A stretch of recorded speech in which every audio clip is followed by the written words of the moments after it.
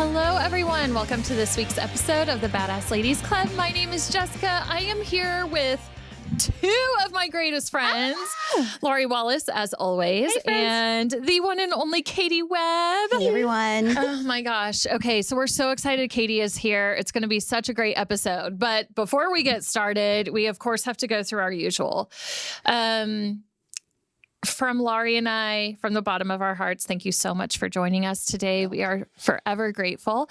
And continue to like, rate, review, share, follow us on all the social medias. We're on Instagram at the Badass Ladies Club, TikTok at the Badass Ladies Club, Facebook, Badass Ladies, one word, club. I have to think of how everything goes. I'm like, wait, what? And yes, your rates and reviews help us climb the charts, and that's what we're here for. So keep on doing it. This week's Badass of the Week is really special. Crazy special for a number of reasons, but mainly because it's Miss Katy Webb's dad, the one and only, the infamous Gittite, Chris Webb.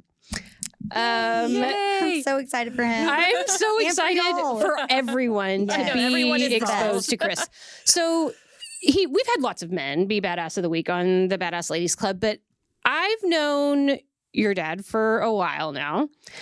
He is such an amazing inspiration about unapologetically being yourself. Yes. And that's something that, and we've talked about this a lot in the last few episodes, that unapologetically being who you are is like a big value at the Badass Ladies Club. And I think that your dad was maybe one of the first people that I saw really embody and live that. Lots of people say that shit and then their actions don't back that up. But your dad goes hard, okay? He doesn't even consider not unapologetically being himself. And so one of the things that I'm so excited to talk to him about is the Gittite way, which I'm not even going to try and explain to anybody what a Gittite is. I'm going to let him do that. But it's a book, maybe more like a manifesto that he wrote, talking about just his approach to life. And when he was brainchilding it out, your sister Mandy and I kind of helped him edit it. So I got to read it many times before he put it out into the world. And it just taught me so much about the kind of person that I want to be. And I remember as I was reading it thinking, I don't know if I'm brave enough to live like this, so your dad's done lots of things. He was in the military when you guys were babies, probably before you were even around, I was little. He was in the church, in the Baptist church, and, worked in the church a lot. He has had a haul-off company where he hauls off from, work sites and had a big dump truck. And as he worked the dump truck, he wears kilts are kind of his daily get up. Yes. And by kilts, I mean micro mini kilts sometimes, Utility-kilts. Yeah, utility-kilts. Mm-hmm. And that he does this or did this in a job where he was active, hard labor, climbing in and out of the truck, dump truck, breezes and the whole gig, just out there for everyone to appreciate. He is inspired, in fact. And boy, does he get appreciated. He is so fun, so loving, so freaking wise. I just am so excited to have him on the podcast. So he's going to be thrilled. It's going to be great. I know. I'm excited. I always I get to hang out with your dad at all the kids' birthday parties and family get-togethers that we all go to. And I got to say, his social media posts too are always very well thought out. And even if I don't 1000% get it, he does it in such a what's the word I'm trying articulate. Yes, he articulates himself very well to where I'm okay, I totally understand what he's saying and how people think this way. And you know what I mean? He's just so good at making you see all sides of things without getting in a fuss about it. Well, It's really awesome. Is also so, I think what's so great about the way that he does that, especially on social media, is that he articulates his point, but he doesn't make you feel like shit about yours if it's the opposite. Right. You know, like he's so inclusive of all perspectives. Yeah. And that makes you more open to his perspective if it's not yours, you know? Yeah. Right. And he never gets shitty with anyone. No, he truly believes that, you know, I think it's his first tenet. There's like tenets in this book, in the Get Tight Way. And the first one is be who and what you are without apology. And he keeps that in mind when he's having conversations with people. Yeah. He wants you to, and if you disagree with them, he still respects and wants you to just be you. And Right. if that's you, you don't need to apologize. Totally. And when he says he respects you, you believe him. Yeah. Like some people will be It's an like, honor. well, we can agree to disagree and I respect your opinion. But you're like, yeah, you're a dick. You know, like your No, dad, he's when he like, says I that see kind your of point. thing. Yeah. Like you feel like he's love being you, Chris truthful, Webb. you know? Yeah. Yeah. He's so freaking badass. Chris Webb, get on here. Get on this Chris podcast. Webb on the podcast. And it's no surprise that he has a badass daughter, Two. like Katy Two Webb, too. Yeah, badass times two. Mandy's been on the podcast before. It's kind of interesting, the timing of when you're joining the podcast, because, you know, we've been in the midst of our own healing journeys over the last year plus since we've been doing this podcast. Right. And over the last 10 months, Katy Webb has had a total freaking healing journey transfer freaking-mation. Like, Yes, for sure. so tell us a little bit about what you've been doing over the last 10 months. Like, what made you decide that it was time for you to shift your life and make a change? Well, I was miserable. For one. Well, I hated myself. So pretty much hated myself. And I was really miserable. One thing that happened is I was like physically hurt. Like my leg was so hurt. And my doctor ended up being like, oh, you need to lose weight. And I was like, geez, like, ouch. But I quit drinking and I was able to utilize all of my energy that came along with quitting drinking. And so I stopped somehow and I started kickboxing, and that really helped mentally in the beginning to, you know, kind of punch away this version of myself that I was really hating, and get out a lot of frustration while getting physically fit. But once I had lost the weight and I was, you know, starting to I call it waking up to my life. It was so much more of a mess than I even thought it was. And that was almost more depressing than living it. So I want to so you stop. reached out. Yeah, I want to stop because the one thing that you said that hit me so hard just now was I've decided. I decided. Like I decided. And No when we more. were doing your pre-interview, we were laughing about how inspirational Star Wars is in your world, right? Like Absolutely. Katy has 2 young Day to sons. Even before the kids came around, like Star Wars was a thing, right? Yeah, it's my And jam. so I don't even know the name of the little alien in The Mandalorian. What's his name? Grogu. Okay, His no, little- not the Yoda. Yoda. Oh. The guy who says, I have spoken. God, I don't- Mandalorian is the one that I'm farthest from. Me too. But anyway, there's this little dude in the I've spoken. Mandalorian, and he like hands out orders to people all the time. And anytime that somebody wants to be like, yeah, but he says, I have spoken. Right. And I'm decided. obsessed. Like, I've decided, I have spoken. There's no way. And that your power of decision, that you were in pain, you got the advice you needed to lose the weight, you stumbled into kickboxing where you kind of had this moment of it feels good to kick and hit and punch pound and it. beat my, you know, Yes. aggression out. So fun. So it was obviously like good for you physically. It was good for your weight loss journey.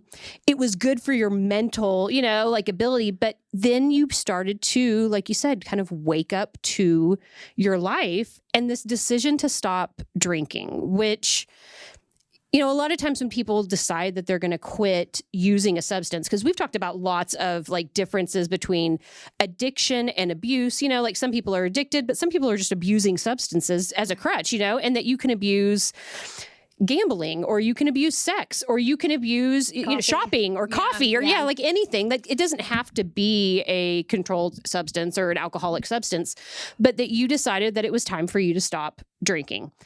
And that is not an easy thing to do, you know? And so between how much weight did you lose?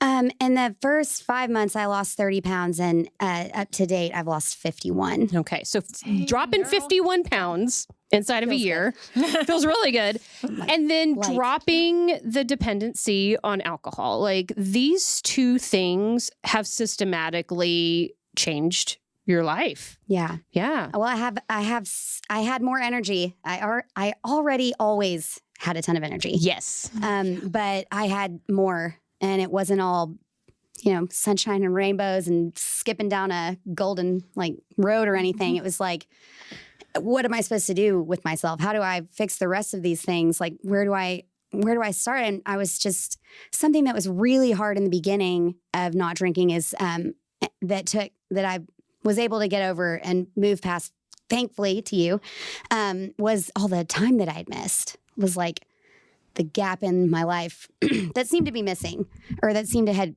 just, vanished. And it was hard. I started harboring all of this self-hatred, like even more than I think I might have had when I was stuck. I was just like, I'm already, 33. I was 33 at the time. And I was just like, oh my God, my kids are already 7 and 4.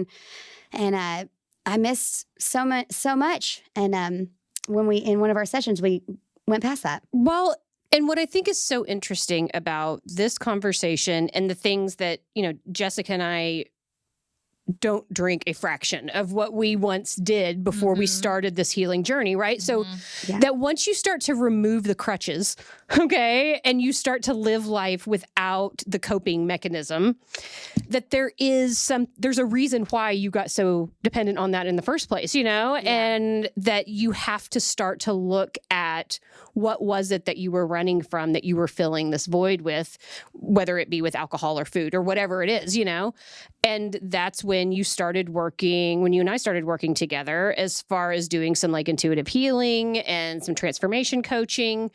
And that allowed you to heal your relationship with yourself. Right. Because so often I feel like when people are going through a healing journey, there's a lot of blame game, this happened to me, or so-and-so did this to me, and it created this circumstance in my life. And that what you were really struggling with was this idea that you needed to heal your relationship with Katy. Yeah. I didn't want to drag around this old version of myself anymore. Yeah. Just weigh me down, the regret and all the whatever. And I would see these, I know we kind of talked about this the other day, but I would see these women just being inspiring. And I was just like, man, I want to be inspiring, I want to be inspiring. And even after I quit drinking, I was like, yeah, people are excited that I've lost weight, but I want to be inspiring. And what I realized was that the only difference is they were doing things that were inspiring.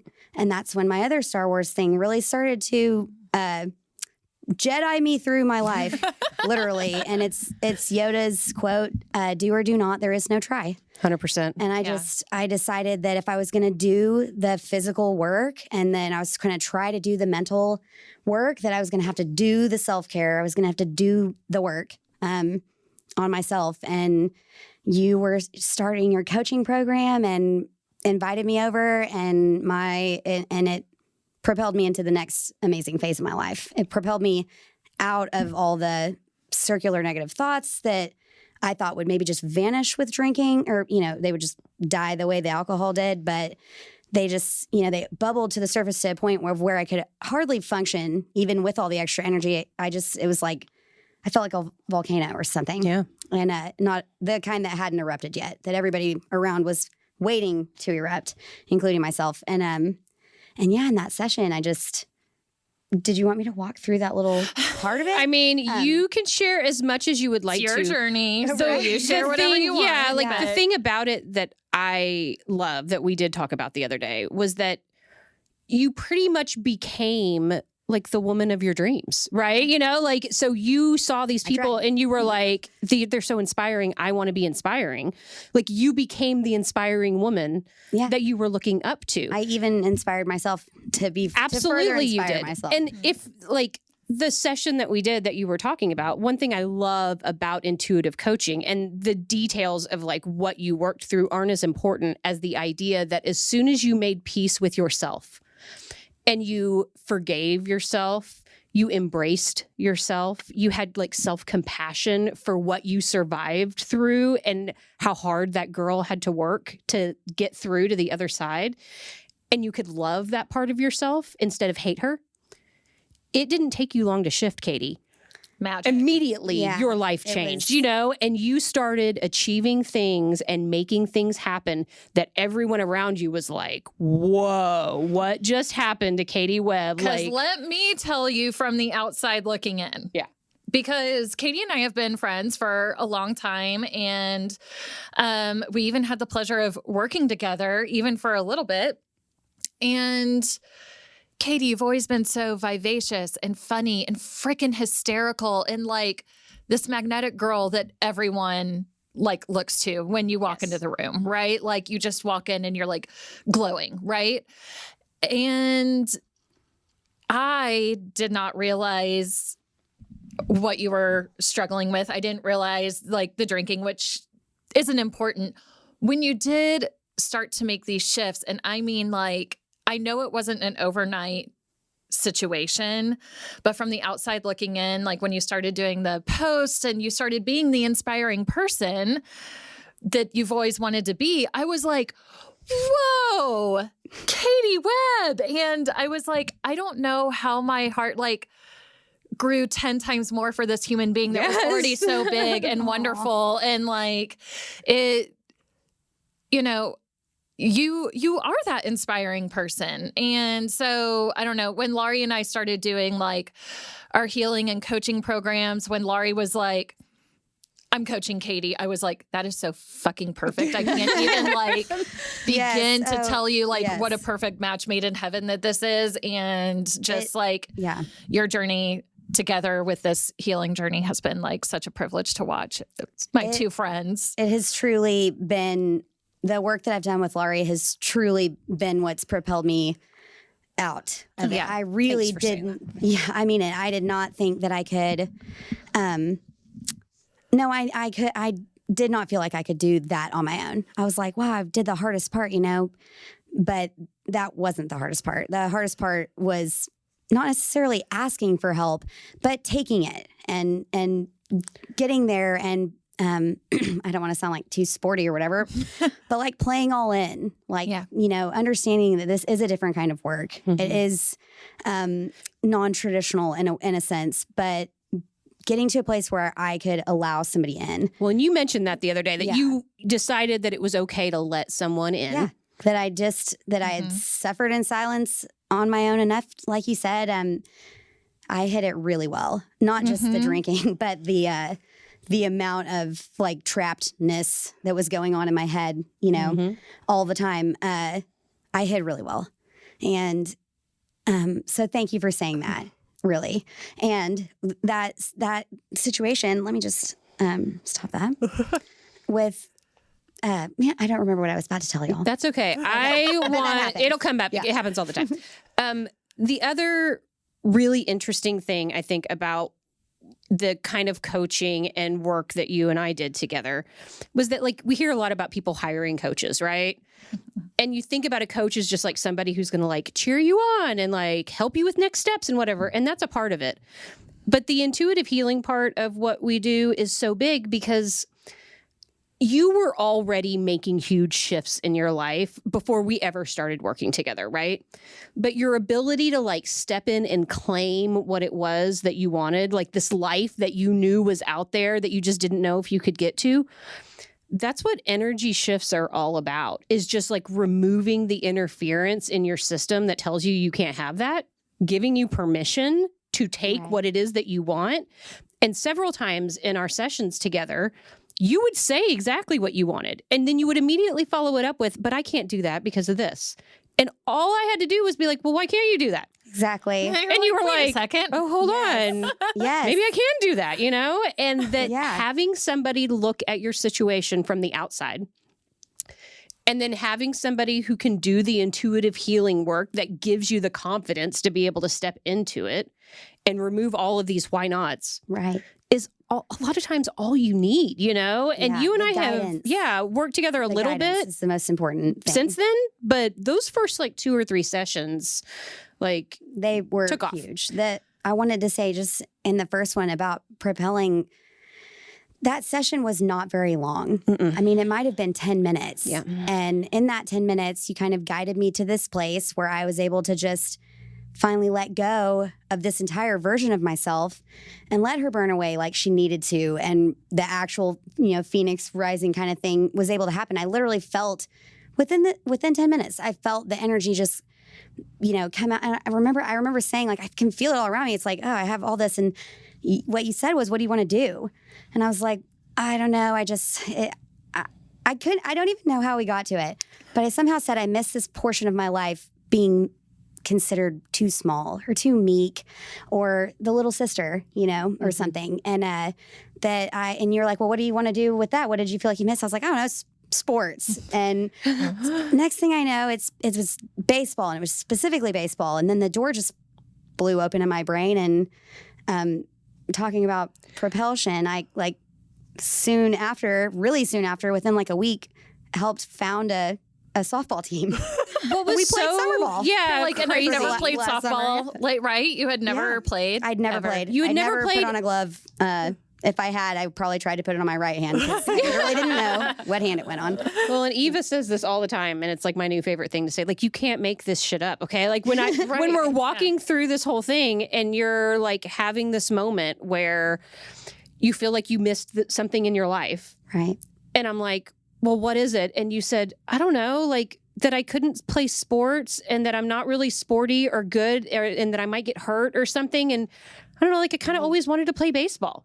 And I was like, What not can't expecting you to say that, first of all. I was Me like, neither. baseball? I was Okay, I'm shaking my head like it's like when Santa asks you what you want for Christmas, and you're like, suddenly you like ask for the most ridiculous thing that you can think of. But for us to have gone from I always wanted to play baseball to literally 48 hours later, Katy, you're text messaging me saying, I just started a softball team with my friends, I and think I we got start the practicing next Kick-House week. girls. Yeah. I was like, excuse Yeah. me? Like, you've Yeah. done what? So cool. It And is then so a few fun. weeks later, I was at your softball game watching That's you right. kick ass on the field with your friends. Oh, man. Like, I don't know if we were kicking ass, but You were having the best time, and having that's the kicking best ass. time of our Like, lives. yes. It was Aw. so much fun. And we would have played this season of fall ball, but they actually canceled the Fort Worth Parks and Rec season. So boo is right. But summer ball, it was hot, but it was great exercise, and I learned a lot. And I actually had some really great moments where I thought I was doing really good.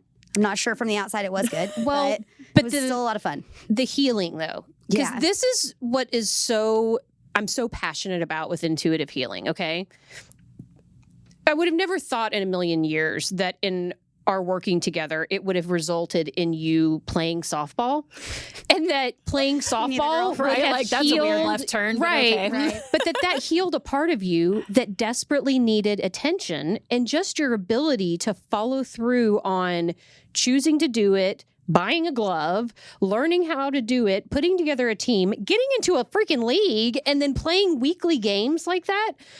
That has confidence in your ability to achieve whatever you decide you want. Yes. And you know that now. And you're Yeah, taking feels that good. and you're using it all over your life. So it's not really about the softball, Right. but it was to No. you. It's you know? about, well, I'm not in your sessions. I can't say. But from the outside looking in, it's about being the person you needed to be when you were younger. 100%. Yeah. That Yes. you're telling little Katy, like, hey, you are athletic. You Yeah. can play softball. You aren't fragile. You can do this. And that, like, just shifting that that story. Shifting the story. The other most precious thing that happened, I think, out of the softball thing, you maybe have way more perspective than I do because you were at all the games. But you were like batting, right? You totally struck out. Yeah. Okay. That happened. As a matter of fact, I think you hit a fly ball once and almost hit the umpire with your bat when you threw it at him. You know, I got in trouble. Yeah, you did get in trouble.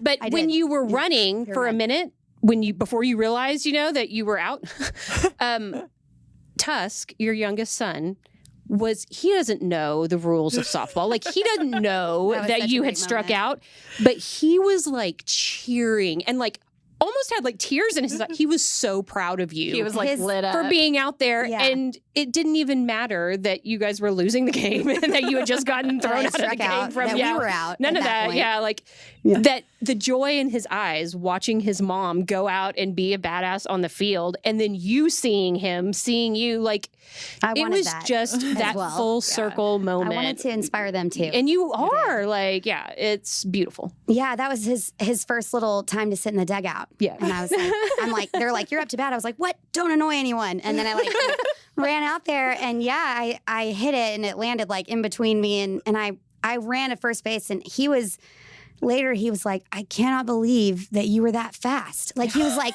he's like, 4. Mom. Yeah. He was like, I could not believe you were that fast. And it was so so cute. sweet. He was so proud of me. He was so proud. And I was like, I could cry now because that was a huge moment for me. Yeah. And the Yeah. whole softball journey, that was the best moment. I'm so glad I made it to Yeah, that game. it was that great. was, That was the best. Yeah.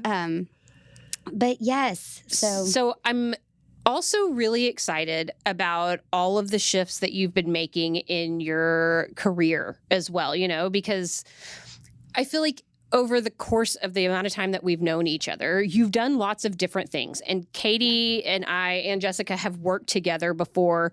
I mean, you and I have worked together at different salons a lot, over the multiple years. salons, yeah. But every time that we've worked together, you're the person on the team that like comes in, kind of immediately knows exactly what the job is and how to do it.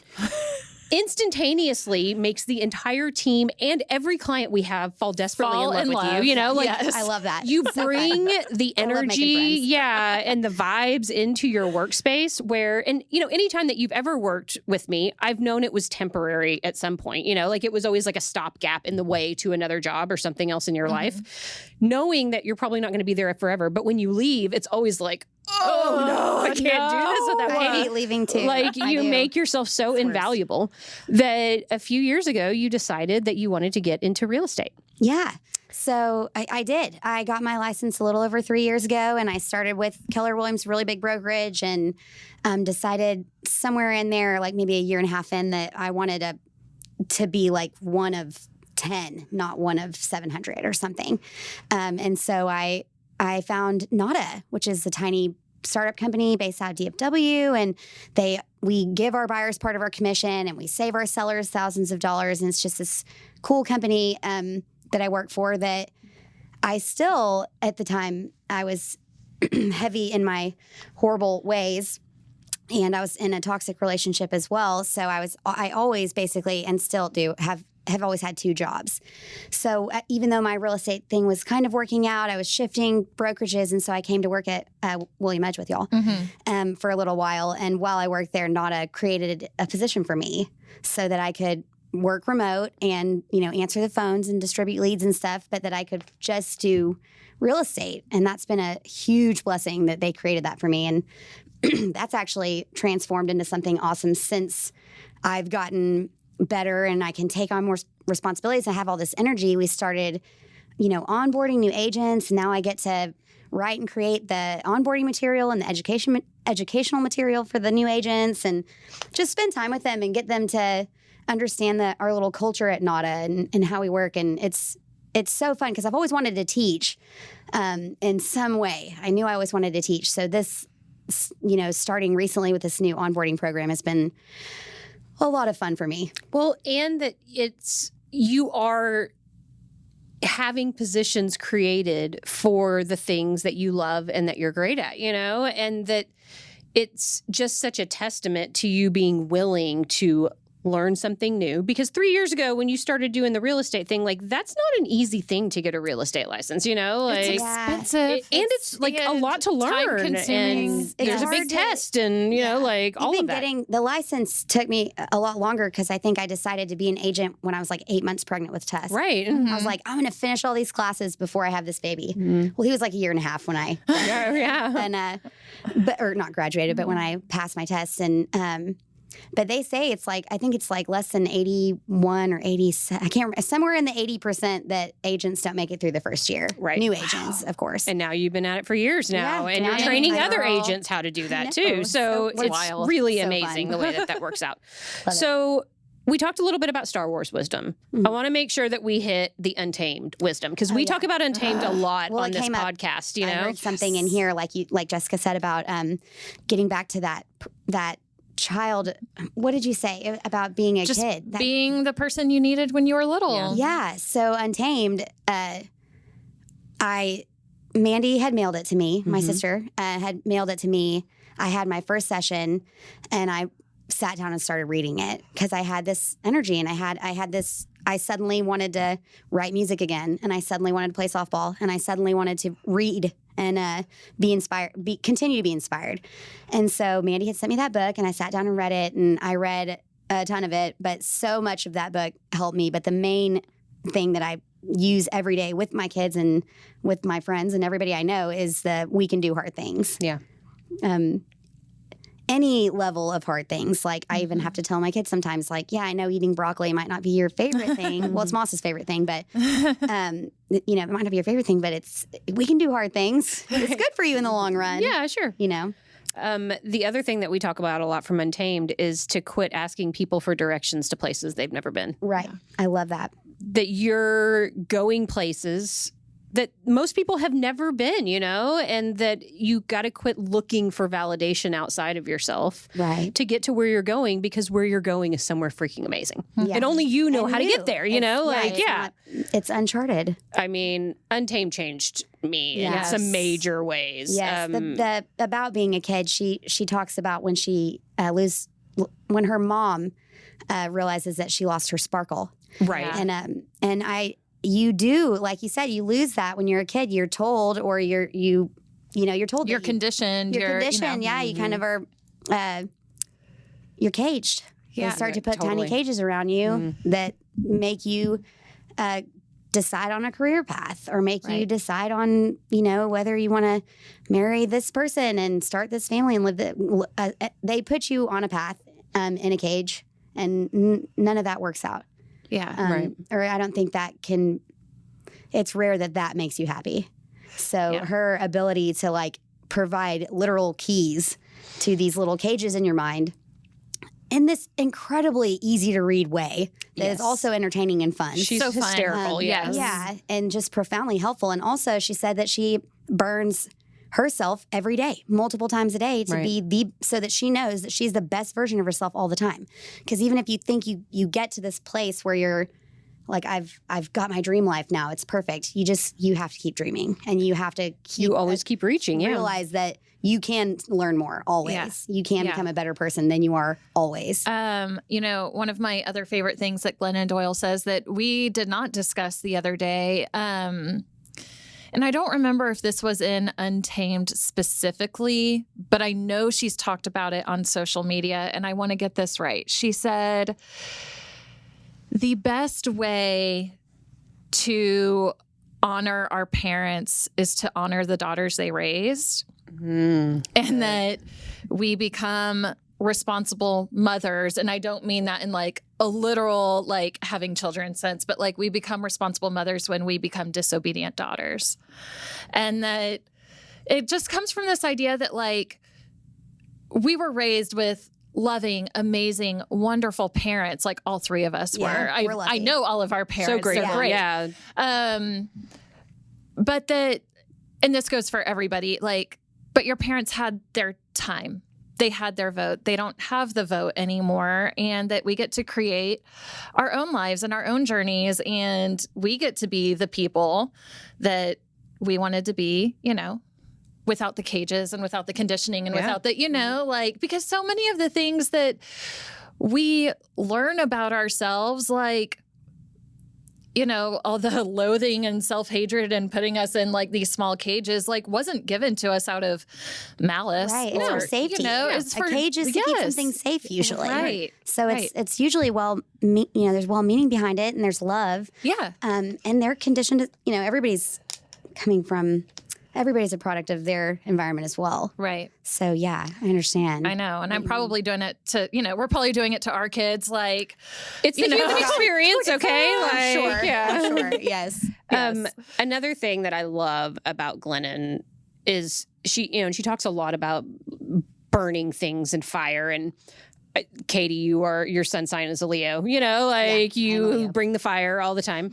But my Venus is in Leo, and I'm kind of at this stage in my life where like I'm stepping into this Leo energy for the first time ever, I might add. Like fire signs are not the most comfortable thing for me, but I'm starting to really embrace this fire mode and this idea of sometimes you got to let things burn. Okay. And we're scared to do that because it's going to make people uncomfortable, you know, because it's going to maybe burn down something that we help perpetuate or that something that we feel responsible for.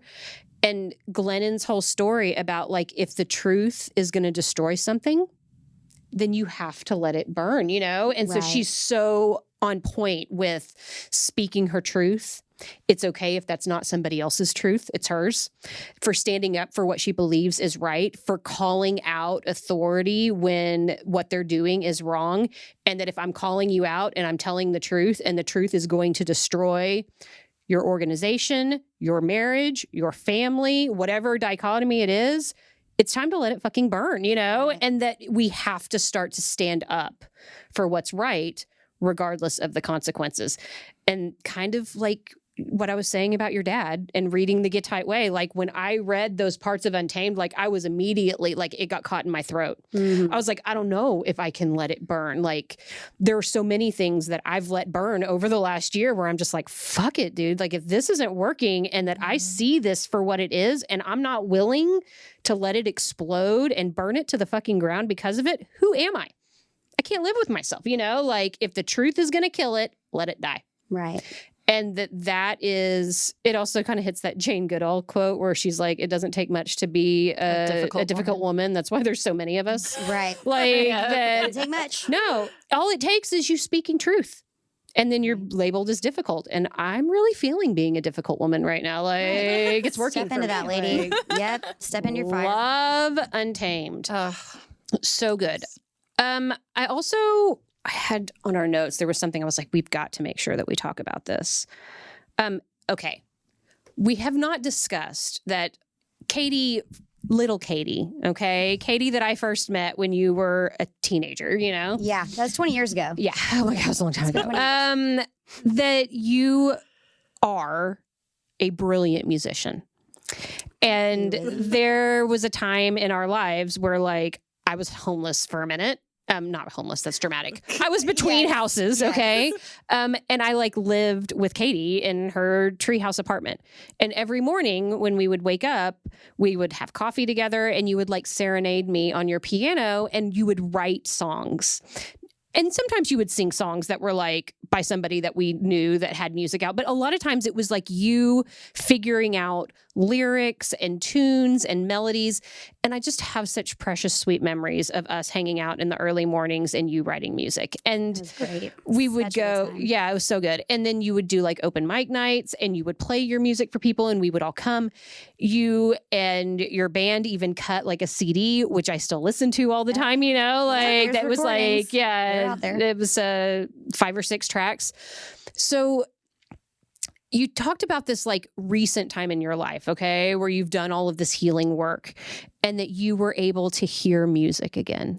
Yes. I don't know how long it was, but it was such a long time that recently when I started to actually listen to music again, like on the radio or even just to sit down and play it and listen to it while I played, like even listening and hearing myself sing these songs like that I've covered a million times. Like I would get choked up. I'm like, oh my God, I play these songs all the time and I would just get choked up because I would hear and feel the lyrics. I'm like, maybe that's why I learned it in the beginning is because I felt something for it. But so much time passed where I didn't hear music. And then the last few months, especially when I was able to let go of the version of myself that was taking up so much space, you know, once that went away, it's like music and I don't want to sound silly, but like birds, you know, I can literally sit and enjoy being in the quiet. I can sit and enjoy being alone and I can listen to music and not stress out about how much time it's going to take to do the next thing that I have to do. It's helped me to live more in the moment and to just be more appreciative and thankful and calm. It's really helped calm me down. But yeah, after we had that session too, I wrote a song that I had been working on for such a long time. I went home, I read some Untamed, I sat and I played the piano, and that has propelled me to have something to work, something further to work on. Just creating new projects is, I think, a really good way to also kind of keep the momentum going if you are finding yourself inspired. Yeah. No. Well, and because I've known you for 20 years, it's like I almost forgot that you made music. Yeah. Until you started making music again, And when you picked it back up and you told me that you had finished that song and you sang it for me and I cried when we got off the phone that day, Katy, because I was like, oh my God, my friend. It is so good to see you stepping into these things that truly give you joy, My sister says that too. She says, I've got my sister back. And it makes me, it's precious to me that you remember all that too, because it feels like I felt like I had lost that. That was just a dead and gone thing for me. And right. I'm so glad that it's not, because it is such a wonderful outlet. So we've talked about several things on this episode already today that are kind of heavy. Things like, you quit drinking, you have lost a lot of weight, and you were putting a lot of stress on your body, physically. You definitely had relationships that weren't healthy and, that you had to shift through. That's a lot of baggage. All right. And that there are people that are watching and listening to this right now that are living in that space. Okay. And if I were to take one of those things and try and overcome it, it would seem overwhelming. But you had multiples of these things all at the same time. What would you say to somebody who's ready to shift and change their life and claim themselves back? How would you advise them to move forward? I would remind them that if you don't truly love or respect yourself, you truly cannot give love or respect to anybody else. So if you want to continue feeling alone and alienated, you can keep hating on yourself. But if you want to get out of that, do what you have to do to get to a place where you can forgive yourself, if it's forgiveness that you need. But I would highly recommend getting a coach. Right. I would highly recommend doing that. If you are feeling so overwhelmed and you can't pick a place to start. Even, I don't think, excuse me, I don't think quitting drinking is the answer for everybody. Mm-hmm. I will tell you, if you find yourself saying, I could lose weight if I quit drinking, or I could do that. If I quit drinking is in your vocabulary somewhere, or you find yourself more than once a week saying that, I would highly recommend quitting. And you can talk to me about that anytime. Yeah. But even if you give up something that is propelling you to make even worse decisions, you're gonna wake up to a mess. And sometimes it's really hard to just the work doesn't truly begin until you start making it. So back to Master Yoda, once you start doing the things, or just deciding that you're either not going to do something or that you are going to do something, and you tell yourself, when you say, I'm going to try to quit drinking, or I'm going to try to work out, if you sit there and say, oh, well, I'm going to quit drinking, I've decided to work out, then you will start doing those things. Once you can't just walk around saying it, but you can start telling yourself, when you find that repetitive thought, well, I'll just try harder tomorrow. Right. Or, I would recommend not waiting. And then this whole idea that for you, it was drinking to start with, but that everybody could ask themselves, what if what's the one thing in my life that if I addressed it and handled it would change and transform my life? Right. And that's going to look different for everybody. But if you get honest with yourself, you know what it is that if you would look at it, address it, and handle it, that your life would transform and change. Right. And that sometimes that seems really big and scary, which is when you ask for help. Right. It's when you let someone in. Yes. It's when you go to the people who have been through that before and say, how did you do it? this is where I'm at, like, and I feel like so much of the healing work that I'm doing with people and that Jessica's doing with people, that what makes that so impactful is that they feel seen. Yeah. And that when people feel seen and heard and loved and are given permission and space to be messy humans, and that they're not judged, that instead, I love the dark parts, and I'm so proud of these humans for surviving through these dark things, and then shifting this narrative from, because this happened in your life, you hate yourself. Instead, because this happened in your life, why don't you love that person that went through that, like all that the was things she so had to go hard, through. and all the things that she did to make it to today, like that is amazing and beautiful and a transformational story.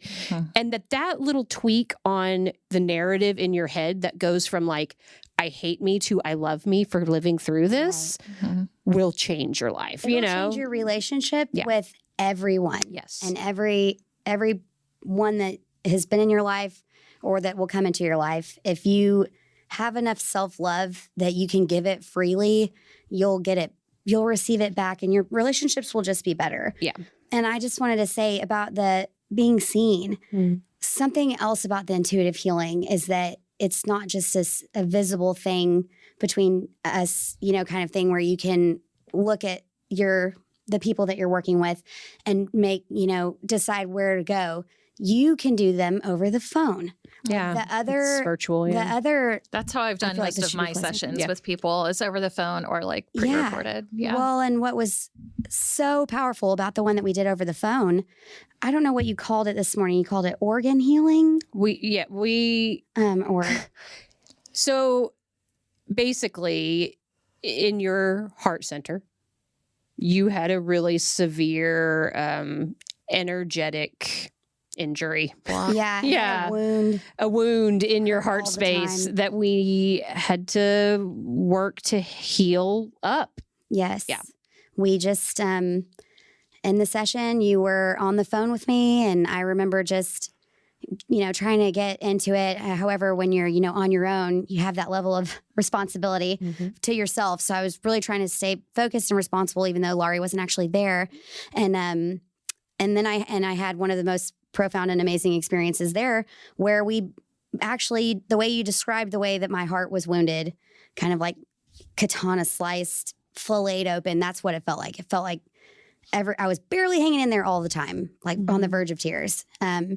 But you were just like, we're gonna wrap that up and just kind of piece it back together. And we kind of called upon the higher guides. We used your guidance. We used the just cosmic energy to, and I just kind of sat there and I let this happen. I could feel this my heart just getting tighter, and it slowly but surely stopped hurting, like that compassionate bleeding hurt, that you can't control feeling.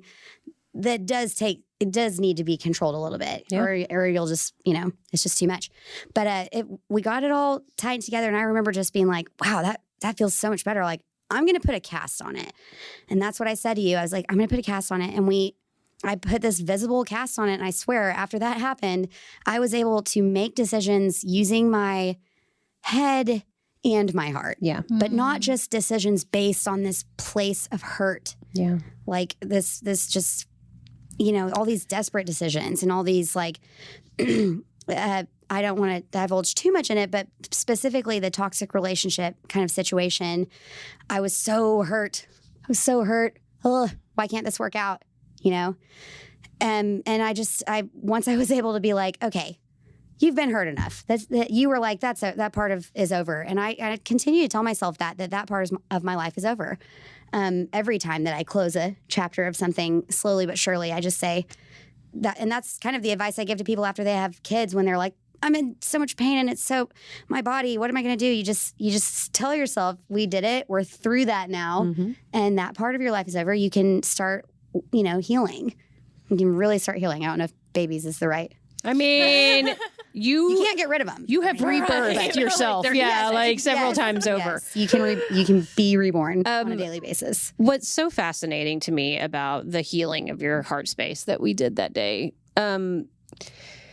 is that energetic pain is physical pain, you know, and anybody who has had a heartbreak knows what I'm talking about, you know, like that when your heart is broken, that there are things that you hold on to that need to be healed. And unless you are consciously aware of that, which most of us are not, and then from where you were at, you know, dealing with, even though you had stopped drinking, there were still a lot of physical things about not drinking that you were suffering and dealing through, you know, like on a emotional, spiritual, mental level for sure, you know. And then the relationship that was so difficult and all of just the other stressors of life and being a person, you know, that us focusing on healing that heart space. And then to hear you say that it allowed you to make decisions with your head and your heart, you know, like we all make way too many decisions with our head. You know, like our brains get in the way and hijack what it is that our true nature is so often that to be able to make decisions from your heart again is such a powerful thing. And I remember that session clearly. And it is the only one that we did over the phone. Yeah. And, you know, you were saying that you do most all of yours virtually or pre-recorded. It's easy for me to work with you in person because we know each other so well. But I do think that intuitive healing especially sometimes is easier for people virtually because it is a very vulnerable, raw thing that you're doing. And if it's your first session or your second session, you also don't really even understand what's happening a lot of times. You know, you're like, I don't even know. No, what I this felt is. that. Yeah. And that helps. But I don't understand what you just did, you know? And that if you're face to face with somebody while you're doing that, it's way more awkward. When you have the distance between you, it's a lot easier to let go and like release into that. Yeah, So just kind of close your eyes and embrace and, you know, be in it. yeah, totally. Yes. It is a amazing, miraculous transformation that you have made. And you are such an inspiration to me, to all of the people in your world, to your two precious boys. Like, I just love you. And I cannot wait to see what you do next. Like, I love y'all. Only Thank the you beginning. so much for having me on your amazing podcast. Yes. Like, share. Whatever Like, else share, say. rate, review, Yes. Do it all. Just so everybody knows, Katy is absolutely going to be in Costa Rica at our 100%. Healing Yes, Badass 100%. Retreat. She is going to be on staff, so she will be available to support you there. If you have any questions or you want to know anything more about Katy's healing journey, about getting rid of the crutches in your life, about moving forward and falling in love with yourself again, you can totally reach out to her, Katy Webb. 2Bs on Facebook. We're going to put all of our tags and information in the episode notes so you guys know how to get a hold of her. And this is the first episode where we've really talked about like our coaching and what we're doing with people. So if you are interested, if Katy's journey has sparked something in you, Laurie and I do offer intuitive healing, and you can reach out to us. And transformational coaching. And transformational coaching. That's right. All of our services are available virtually on the phone, on Zoom, on pre-recorded audio. We also work face-to-face and just started doing overnight one-to-one retreats. So we're here for you. We love you guys. Have a badass day. Bye.